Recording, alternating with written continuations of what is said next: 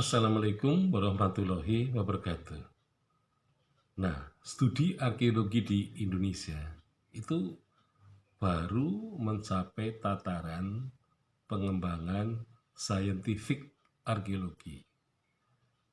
Jadi baru mengarah kepada bagaimana ilmu antropologi itu dikembangkan sebagai ilmu yang mandiri, ya, terutama untuk memberi bantuan terhadap ilmu sejarah yang sesuai dengan periodisasinya. Jadi misalnya periodisasi prasejarah, maka arkeologi atau scientific arkeologi ini juga akan membahas mengenai artefak-artefak pada masa prasejarah. Nah, begitu pula dengan zaman Hindu-Buddha. Jadi pada masa Hindu-Buddha, benda-benda yang dijadikan objek adalah benda-benda zaman Hindu-Buddha yang tampaknya lebih beraneka ragam dibandingkan dengan zaman prasejarah. Jadi zaman prasejarah mungkin terbatas pada warisan, ya, budaya membuat kapak genggam, kapak perimbas, ya, kemudian benda-benda lain. Tetapi prasejarah ini lebih banyak dalam bentuk bangunan, terutama bangunan-bangunan yang disebut sebagai bangunan megalitikum, ya.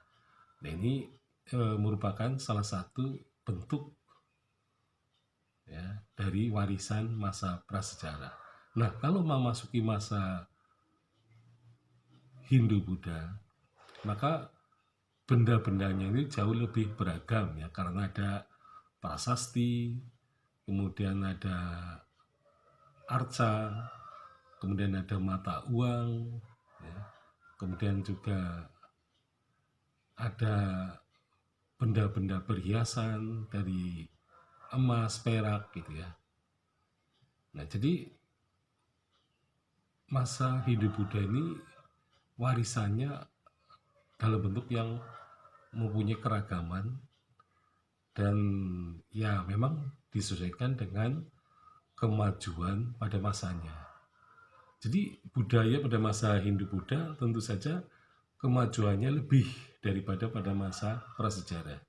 Jadi prasejarah itu mengisyaratkan budaya yang kasar, ya, kemudian juga budaya yang masih sederhana, sementara budaya Hindu-Buddha itu sudah melahirkan benda-benda yang mempunyai nilai-nilai keindahan.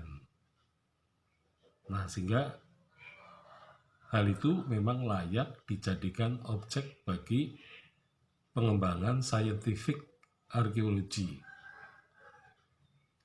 Nah, ini yang banyak dikembangkan di Indonesia, itu baru kepada tataran scientific arkeologi, gitu ya.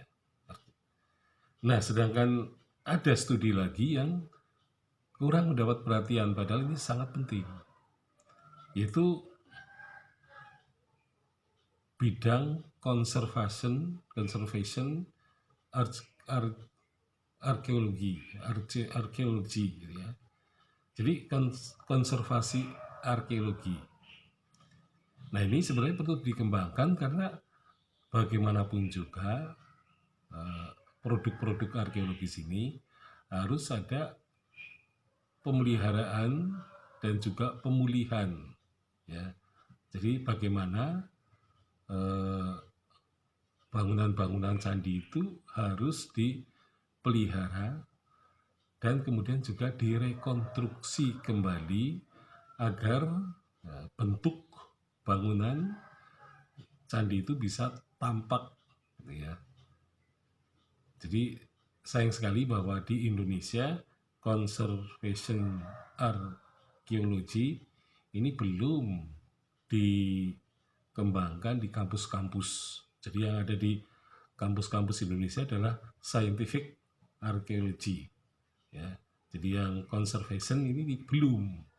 Nah, padahal sebenarnya konservasi itu tidak kalah pentingnya dengan ilmu arkeologi itu sendiri ya, karena bagaimanapun juga ketika seorang arkeolog ya mengambil objek dari benda-benda yang ditemukan, nah kita melihat bahwa benda-benda itu belum tentu ya dalam kondisi yang baik ya, bisa juga dalam kondisi berjamur ya misalnya, kemudian rapuh ya, batunya mengalami kerapuhan gitu kan. Nah, atau bisa juga candi-candi dalam bentuk puing-puing gitu ya. Nah, jadi sebenarnya memerlukan konservasi atau pemeliharaan terhadap bangunan itu supaya bangunan itu tidak rusak atau berada pada kondisi yang parah ya. Jadi artinya konservasi ini juga merupakan aspek yang sangat penting ya dalam hal benda-benda arkeologi.